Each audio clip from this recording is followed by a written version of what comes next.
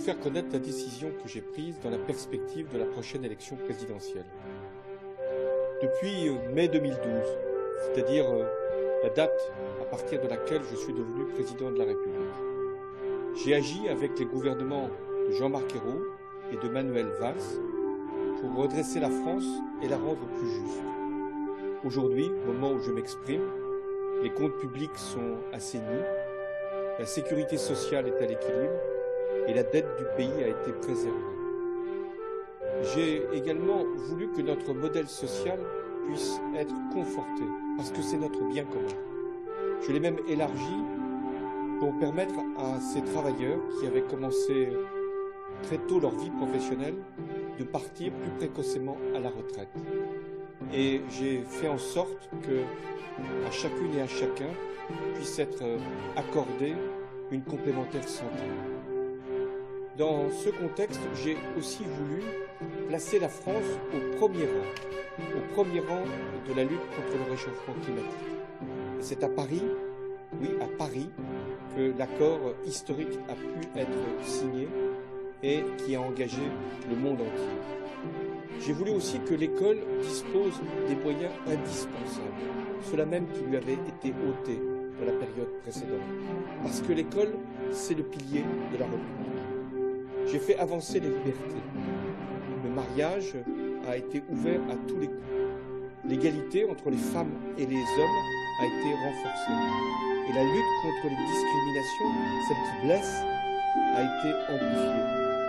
J'ai également modernisé notre démocratie avec la réforme territoriale, celle dont on parlait régulièrement et qui n'était jamais faite, avec la fin du cumul des mandats et avec également la transparence que j'ai imposée à tous les élus, à commencer par moi-même, pour être dans l'exemplarité.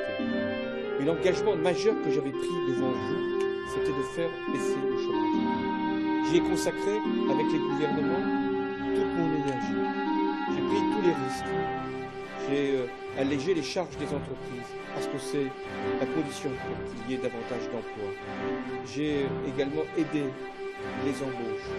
J'ai fait en sorte que la formation professionnelle puisse être une grande priorité. J'ai également soutenu l'innovation et l'industrie de demain. Et j'ai pris la responsabilité de réformer le marché du travail. Les résultats arrivent. Plus tard que je ne les avais annoncés, j'en conviens. Mais ils sont là. L'investissement, la consommation, la construction repartent. Et depuis le début de l'année, le chômage enfin diminue. Mais il reste à un niveau trop élevé et je mesure ce que cette situation peut avoir d'insupportable pour nos concitoyens qui vivent dans la précarité. Mes chers compatriotes, le monde, l'Europe, la France ont traversé pendant tous nos mandats des épreuves particulièrement graves. J'ai engagé nos forces armées au Mali, en Centrafrique, en Irak, en Syrie, pour défendre nos valeurs et pour combattre le terrorisme islamiste qui nous avait frappés et qui nous menace encore, frappés à Paris, à Saint-Denis, à Nice et dans tant d'autres lieux ensanglantés. Dans ces circonstances particulièrement éprouvantes, terribles même, j'ai voulu que soit maintenue la cohésion nationale, que nous puissions éviter les divisions, les surenchères, les stigmatisations et donc les amalgames. Mais en même temps, nous avons tenu bon et j'ai pris les mesures qui étaient nécessaires. Notre arsenal pénal a été durci, sans mettre en cause à aucun moment nos libertés.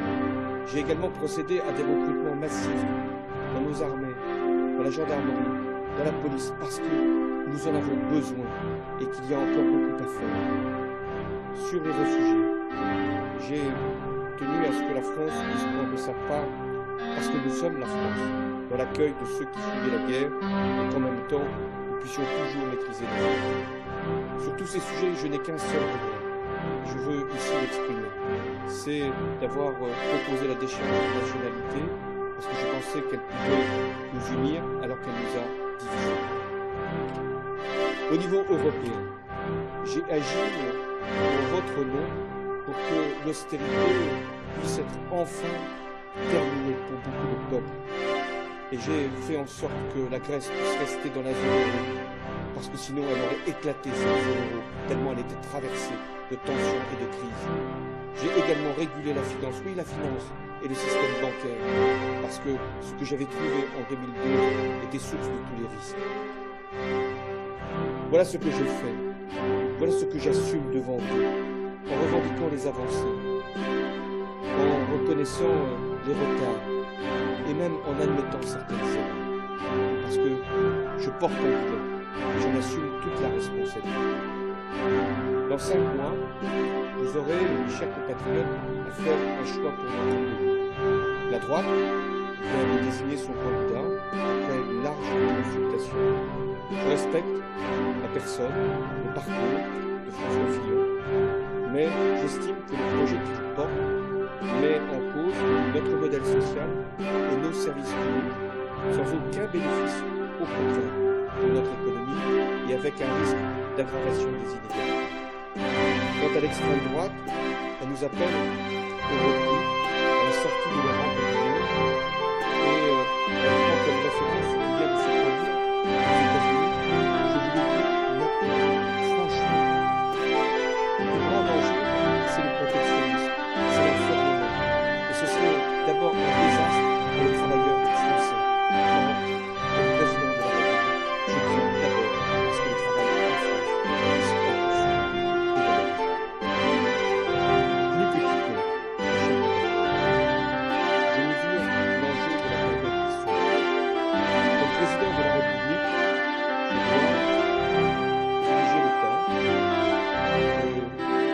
J'ai la responsabilité d'assurer le fonctionnement régulier de nos institutions jusqu'au terme de mon mandat et dans un contexte où la menace terroriste n'a jamais été aussi comme socialiste, parce que c'est l'engagement de toute ma vie. Je ne peux accepter, je ne peux me résoudre à la dispersion de la gauche, à son éclatement, parce qu'elle priverait de tout espoir de l'emploi politique face au conservatisme, face